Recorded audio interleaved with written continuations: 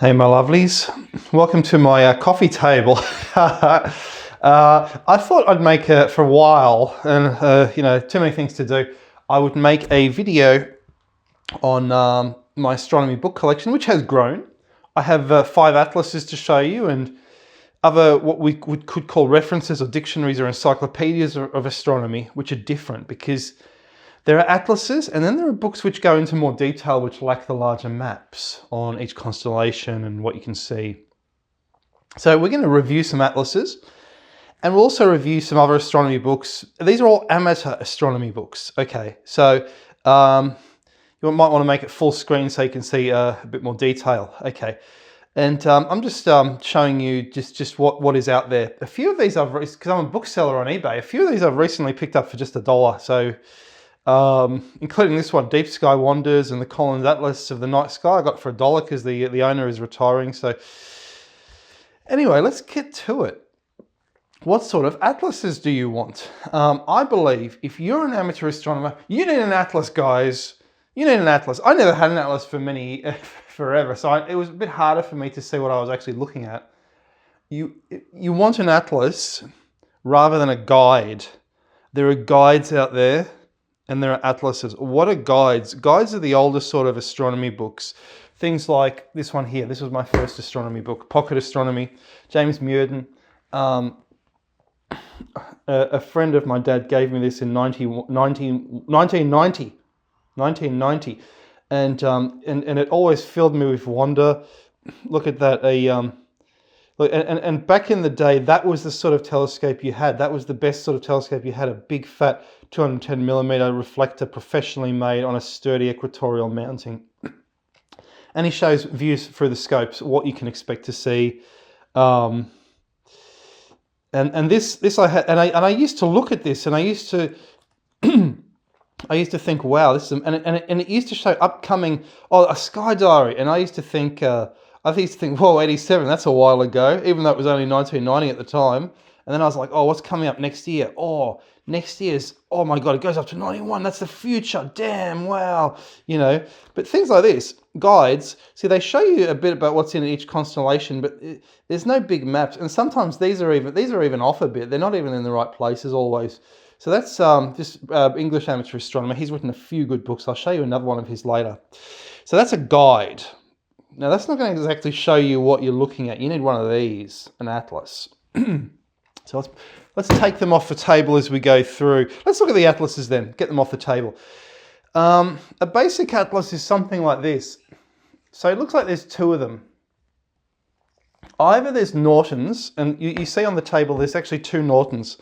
We have an 18th edition Nortons, and we have a 20th edition Nortons. And what is a Nortons? Basically what it is, it's a British English thing, and there's an issue. There's an issue. Do you see the issue?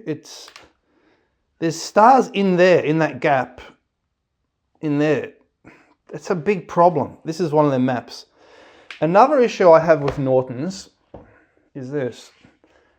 Oh, I need to do that to see what I'm looking at. Okay, I need to do that, and then I need to do that again, then I need to do that. And you need to do this hundreds of times when you're looking at the night sky, backwards and forwards. Another thing, many of the items that you'll see on the map, so it shows you what you'll see on the map. So it shows double stars, variable stars, and then clusters and galaxies. Now, astronomy back in the day with a small telescope, it was set up more for double stars and variable stars. The serious astronomers did that kind of stuff, so that's first. But these days, with bigger apertures, people are more interested, I think people are more interested in just the eye candy, the clusters, nebulae, and galaxies, and people don't necessarily have time for all this to do a big variable star viewing program. So a lot of this might be not set up. This is from 1989, this particular one. You see the old 80s Times New Roman that they used to put on the films. So that's an issue I have with the Nortons. The rest of the book, it's got some star charts of different objects, right? And the rest of the book is essentially just a reference. It's like about Mars, about the solar system, and for that it's a really good, really top reference. Okay, so that's Nortons. And then we have another Nortons, a newer one. 20th edition. So this will be 1990s, sometime in the 90s, I imagine. Let's see, it's actually 2004. Yeah, it's similar. Let me see. Yeah, you got this magnitude chart. Look, again, it's a very big reference, which is great. But here's something I noticed. Look, they're doing the same thing. It's like the stars go in there, and again, it's like that. And yeah, look. Oh, look. But here they've improved. Look, they've actually. Okay, that's nice. So they've actually put a gap in there. So that's okay. But here. Okay, they actually have improved it. Okay, they have. So there is more of a gap there. So the stars are not lost in the gap. Do you see that? So this actually is better. Now I'm gonna list that other one on eBay, and this one I might keep. I'm not sure. All right, what's next? So then there's the other type of atlas, right? And as Ed Tink pointed out in his videos, they're all by Ed Tyrion. So they're all by Will Tyrion, a bloke called Will Tyrion. So even wherever you look at the Collins, Will Tyrion, the Cambridge, Will Tyrion, it's the same thing. You see, it's Will Tyrion working with different people. So the Collins Atlas of the Night,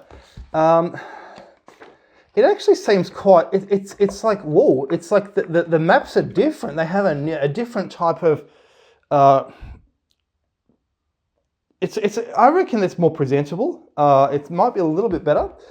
Norton's is still absolutely genius. This I like.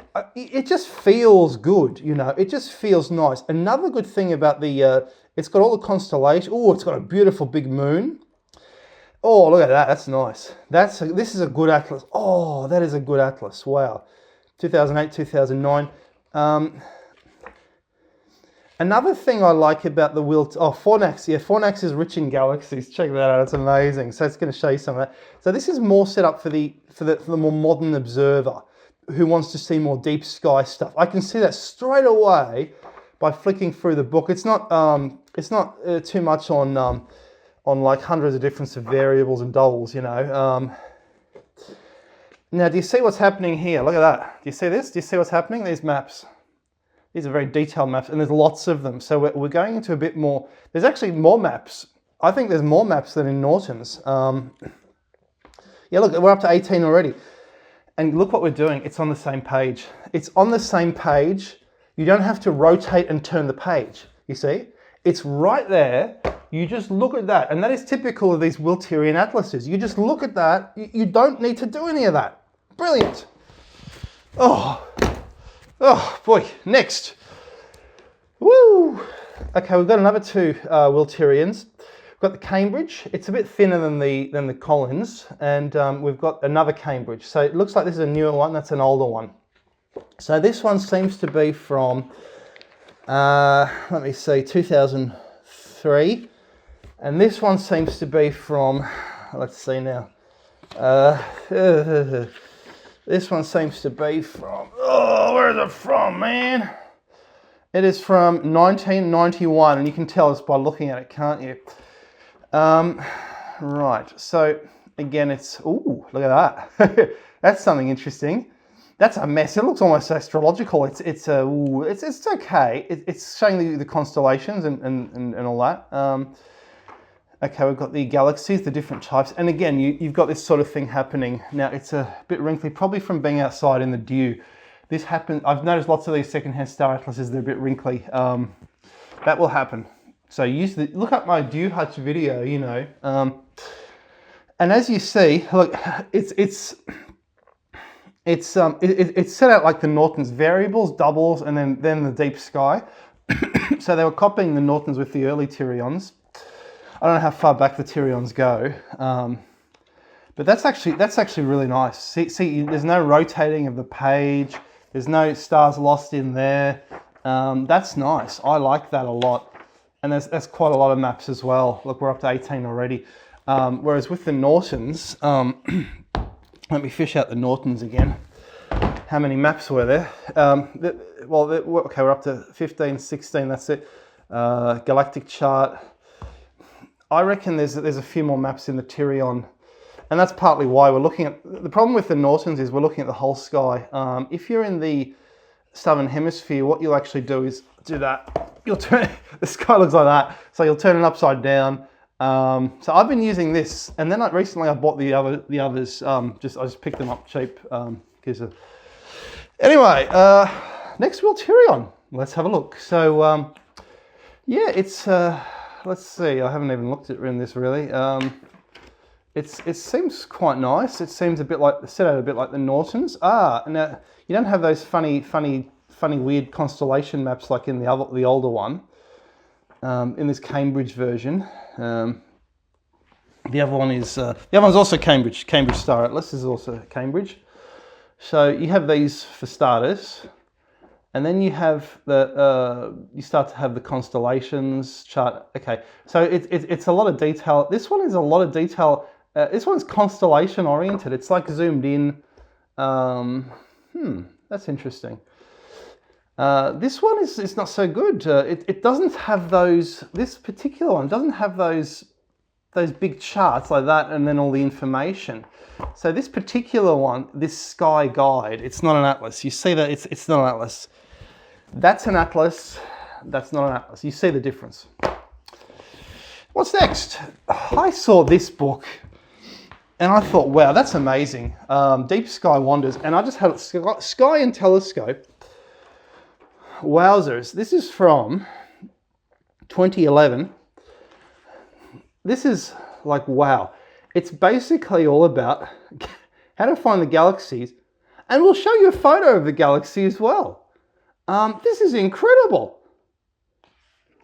I'm liking what I'm seeing, and there is a lot of pages in this book. Look, stars unnumbered. That's true. When you're in the countryside, billions of stars. This is, I found this absolutely amazing when I was looking at this. It's showing you how to find the galaxies, where the galaxies are. So let's just read a bit. Now drop 1.5 degrees south-southwest to the irregular galaxy, the NGC 4214. My little refractor at 127 times reveals a misty round glow, sharply brighter toward an unevenly lit bar-like core that's wider. This was someone's passion project. This is a really, really, really, really, really good book. I recommend this book. Is it essential beyond an atlas? Absolutely not. But I think that if you're into the deep sky, you might want to consider that. So I've got many more books. Let's just have a quick look. I picked that one up. A Complete Guide to the Constellations. Now, when they start to say constellations rather than sky, it changes a bit. Look, there we go. It's a bit different, isn't it? It's more about something for the visual observer, I think. This is not really an amateur astronomy book at all. It talks about the major stars and stuff, but it's trying to be more for the general reader. So I don't know if it will be that popular in particular, especially for the reader who can't even be in the countryside. He's not even going to see. He's not going to see these because you can't see them from the city. Anyway. Oh, look at that. What's that? National Geographic Guide to the Night Sky, a Stargazer's Companion. I will be the judge of that. Well, that's not bad. Where we are in the Milky Way. Look, I think this is actually a nice book. What I've noticed is it's more for the amateur, and does it have maps like an atlas? Is it an atlas? Is it an atlas? It's more like a guide. This is the constellation, and there's the MGCs. So yes, you can use it like an atlas if you want to, but it's more like a guide. It's showing you what's in the different constellations, some M objects, Messier objects, and a few MGCs, Hercules cluster. So yeah, like if you're an amateur, this might be enough. This might be enough. Cambridge, Amateur Astronomer's Introduction to the Celestial Sphere. I picked this one up. Because I love the astronomy books, but it's very technical. I'd say it's like having the Nortons. It gives you a lot that's in the Nortons, but it's the Cambridge version. All about. It's basically setting it out for you. So when the solar eclipses are, Yeah, it's more traditional amateur astronomy. It's like, which is more technical in the 20th century rather than, now it's more visual. It's about photographs. It's about, oh, I took a picture of the Rosette Nebulae with my telescope. Check my video. It's got 1 million views. That's what astronomy seems to be about these days. Dark matter, missing planets, and new comets. Now, this is not, I shouldn't have included this, but basically he says, he gives his own, he's dead now, but he gives his own versions about what's causing gravity and everything. That's not an amateur astronomy book, but it's interesting. And he says it's all wrong. And I believe some of that. Okay, Patrick Moore. And we have another Patrick Moore on Mars. And then we have another, I bought another Patrick Moore. So Patrick Moore's books are brilliant. He was an even better author than he was an astronomer in some respects. Although he was a very good astronomer. I picked this up for $1. I thought, oh, I'll give it a crack. Because in the past, I would have borrowed this and absorbed it. You know, before the internet, I would have absorbed this. Look, George Hale's 24-inch reflector at Brighton in 1958. He used this on his 50th anniversary TV program. Wow, and he's going on about his adventures and wow, lots of astronomy. Yeah, I really recommend Patrick Moore's books. He wrote so many books. I don't know, maybe 50. Look, I've penned all over it, so I can't sell it. I'll have to keep it. But I was obsessed with Mars. He really dives deep into Mars, all the phenomena you can see with Mars. If you're a Mars person, I was during the oppositions, especially in 2003. You'll love that. A hilarious book. He goes around, he interviews weirdos, flat earthers, Velikovsky's. I'm gonna read this again. This was so entertaining. From Chariots to Pyramids, Up Atlantis, Crockery from the Void, Report from Mars, Sector 6. He goes in interviews of the Flat Earth Society, Frigid Sun, Bradbury Universe, Hollow Earths and Solid Skies. You know, but he doesn't, because he's a gentleman. He doesn't try to insult them. He's just saying, the ideas themselves are interesting. Horbiger's ice theory, universal ice theory, that was popular in Germany in the 30s. Ha! When I was at Melbourne Uni, I saw the Messier album, and I thought, wow, that's interesting. And I had to buy one of my own, and they're not much sought after. There's plenty available. Oh, that needs another repair. My mum repaired it, and it needs another one. But anyway, it's basically a 1960s book or 70s, and what it's showing you is a drawing through a 4-inch refractor and a photograph through their telescope, which was let me see now. Their telescope, it's all a little bit about Charles Messier, and it's what you can see for a 4-inch refractor, and what you can see through their cave reflector. So there's their refractor. John Mallis with his 4-inch Unitron refractor. So it's a bit of astronomy history here as well. And then they use this 12.5-inch cave reflector. So that's interesting stuff as well. So they're showing what you can see. So they do draw a drawing of it. Now, why is a drawing important? Because a drawing is more like what you can see visually. However, people these days, they do, unless they're really into it, they sort of like the skill to make a proper drawing. So maybe like that. So that's more what you see. That's more what the camera sees. So that's the purpose of drawing, and I believe that it still has a purpose in astronomy. But it needs a lot of patience to do it. But I believe it's a good idea. Anyway. I picked that one up, The Transit of Venus. What the hell is this? Nicolom, 1631 to the present. So this is more an astronomy book. We'll put this away, but it's all about why they were interested in finding the transit of Venus. That's the Great Melbourne Observatory. This was a failure. Grubb of Ireland made this one. He wasn't as good as the other telescope maker in York. I forget the bloke's name. Anyway. Okay. What do you see here? Hartung's Astronomical Objects for Southern Telescopes, and then there's another one. Hartung Astronomical Objects for Southern Telescopes with Addendum for Northern Observers. So I picked that up. I bought that one. And I thought, oh, goody, I've got his book. That's the original, because I read his original a long time ago at Melbourne Uni. This bloke, Hartung, was a Melbourne Uni chemistry professor. I was there doing a chemistry degree, and I picked this up and I thought, wow, we've got a connection. He lived near Melbourne. He had a nice telescope. That's him with doing some chemistry. And this was his telescope at Woodend, a 12-inch, a 30 centimetre is it is indeed a 12-inch, and it burned down. There was bushfire. But he spent 25 years after he retired. He had some time to look through and do his astronomy, and he wrote all about it.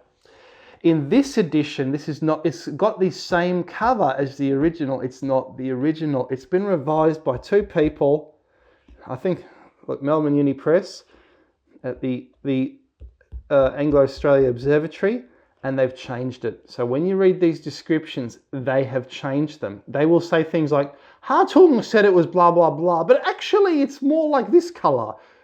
And this is not Hartung's introduction. They've put their own introduction in here, which is brilliant. It's longer. It's a much bigger book. It's a bit wrinkly because I took it outside, and I was using this.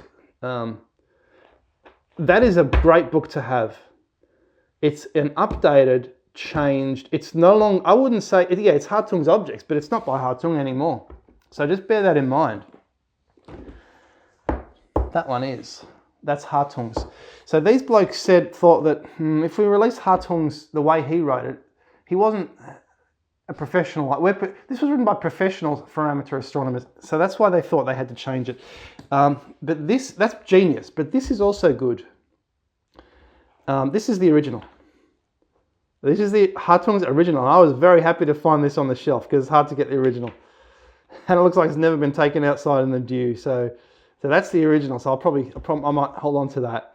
So he's written in the 60s or 70s. So it's really interesting. That's a bigger version of James Mewden. I had the pocket version. They're around 1990, these books.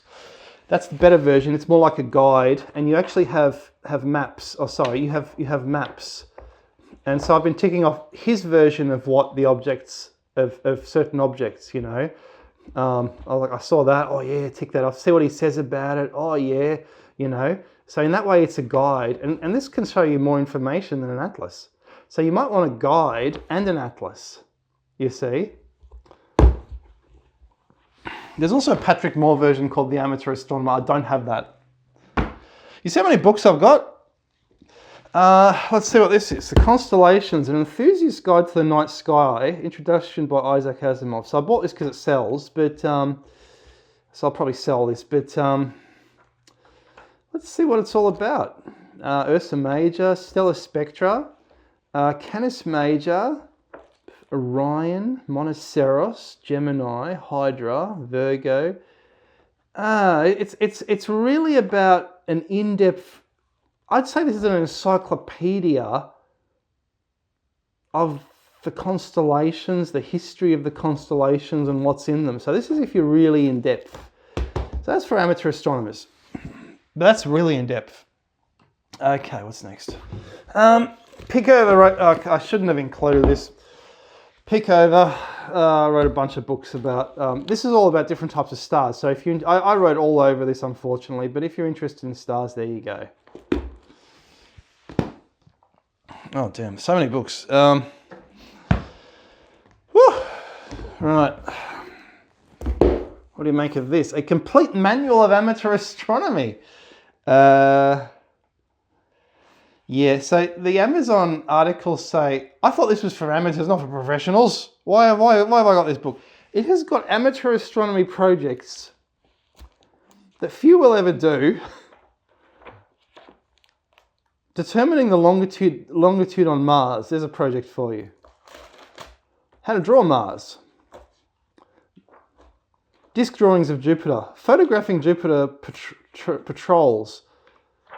It is so technical. It is a really good book. Studies of ring divisions. It is projects you can do. Visual photography of the minor planets. Asteroid photometry. Introduction, Instrumentation for Visual Photometry. It has technical projects you've never thought of doing for amateur astronomy. I think it's very interesting. If you had all the time in the world, you didn't have a job, yeah, you could do this. You could do some of these projects. Yeah. But they're projects I've never heard about doing, you know, in any book. It's not just like measuring the separation and drawing a chart over a month. It's technical stuff. It's different stuff. So this bloke is a bit of a hero of mine, William Parsons, third Earl of Ross.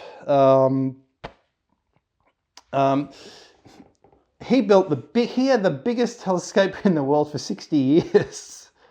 Basically, it was a 6-meter reflecting telescope.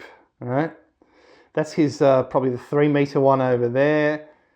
In the murky skies of Ireland, it's cloudy basically all year round, except for maybe 30 days or 20 days where you might have a clear sky. When I was there, it had beautiful weather. This is one of the most entertaining books I've ever read. It's all, if you're a guy into engineering, William Parsons built this scope because he was an engineer as well. He also built a steam car, which he then dismantled because he ran over someone. He then dismantled it, got rid of it, burned all the documents. Ireland's first car probably in the 1850s, but he destroyed that.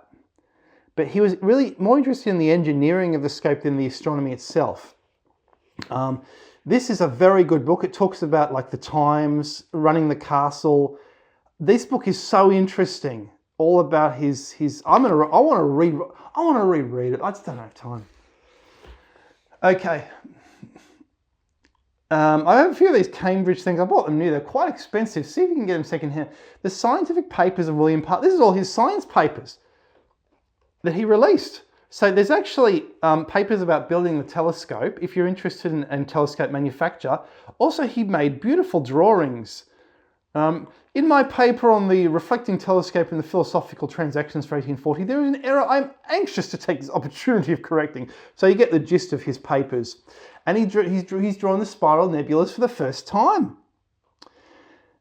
So you can see what the drawing, and his drawings actually, they're way better than Herschel's drawings. Herschel's had something up with his vision. He wasn't drawing it like it seems. Look at Herschel's picture of the Orion Nebula. It doesn't even look like the Orion Nebula. This bloke's picture of the Orion Nebula does look like the Orion Nebula. He's drawing a planetary nebulae. So I want to read this right through. You see, these are really good drawings. Those are proper drawings. Look, he's drawing the galaxies. Those are proper drawings. He's doing a good job. I don't know if he had an assistant or what's going on. That's it. The books are done. Now, there are many more amateur astronomy books. I've only gone through a few. But the gist of it is, if you want to be an amateur astronomer, you'll want a guide. And in addition to the guide, you'll want something to show you the general map. So you'll want an atlas, something like that. That's what I recommend. So probably a Tyrian atlas and some kind of guide where he goes into detail, where he gives a paragraph on every single Messier or NGC that he thinks are worth looking at. So Patrick Moore does that, James Muirden does that, Hartung does it. There's probably newer books that do this. I'm sort of still stuck in the 90s with my knowledge on this. But yeah, you'll want a guide and you'll want an atlas, and that's it. So those two books you'll want. And then the rest is just general reading, really, just for fun, being more absorbed into the hobby. I think we've talked enough. I think it's time to conclude this video, and I wish you the best day, and I'm going to go off somewhere. Bye. See ya. Bye.